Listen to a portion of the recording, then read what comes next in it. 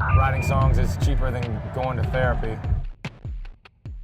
How important is it for you to leave something behind when you're dead? Is it something that you're always busy with, thinking about? Oh, I hope. I don't know if you always sit around thinking about it, but you definitely want to leave your mark. I mean, that's part of being human and being an artist. You want people to not only recognize your art while you're alive and doing it, but you want it to have the staying power and last and stand the test of time. You know, and being musicians, you want to be, hopefully, or at least work towards being in the category of your AC/DCs, your Aerosmiths, your U2s, where you can still go back and listen to those records and it stands the test of time, and that's something you strive for. Of course, you want to be immortalized. I mean, that's why we do what we do. Not all of it, but you enjoy it, you know, and you want people to want to listen to it as much as possible.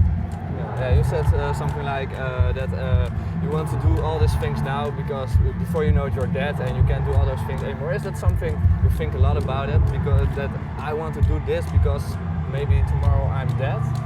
I don't ever think about death. I've come close to it so many times that when it's my time, it's my time. No, I mean, I'm lucky to be alive in a lot of respects. I mean, the one thing for me personally is, you know, I have an 18-month-old little baby boy who saved my life in a lot of respects because I was massively addicted to drugs for years, especially Oxycontin, and I was addicted to cocaine. I had probably a $2,500 a week habit, and you know, I was deteriorating, and you know, it's when my son was born, it gave me a reason to understand that it wasn't no longer about me anymore. And a lot of the reason why I focus so much about being alive, you know, and don't get me wrong, you know, I'll still have a beer with you and this and that, but I mean, you know, the drugs are long gone, you know. I don't want him to grow up without his dad, and I don't want him to look back on me as, you know, someone that he couldn't look up to. And yeah, it's important for me. I don't know why necessarily I build that around myself. This is just me talking personally. But I do feel like I have a lot to say, and I just want the opportunity to get it. I've been blessed with the opportunity to be able to say it. And I think that anyone in life, you know, if they have something they feel really, really strong about, then they should go after it. They should talk about it. And more times than not, you'll find someone that connects with you. What was the moment that your son was born, the moment you stopped taking drugs? Yeah. Okay, and before, was it because the whole band life you took drugs, or was it something else? I always tell people that I wasn't knocking on death's door. I always tell people that I was in the room with him doing shots.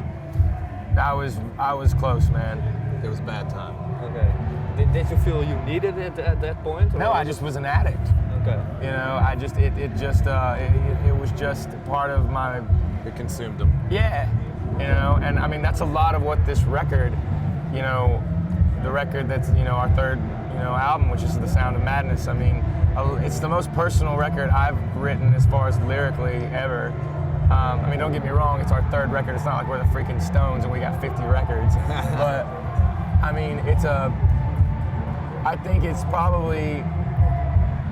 it stands up there alongside a lot of great albums. I mean, I think we tapped into something because we were really, really honest with each other from the get-go on this album, and we wanted to make it sound as epic as we could make it sound and as gigantic as we could make it sound, and everything had to be an event with each song. You know, it had to be, everything had to be how far can we take it. So when you put a record like that together, you might as well just go ahead and knock down all the walls around you and just say what it is that you need to say to get it off your chest. I always say that writing songs is cheaper than going to therapy. So, you know, I think I was able to, lyrically, let go of a lot of personal issues on this album.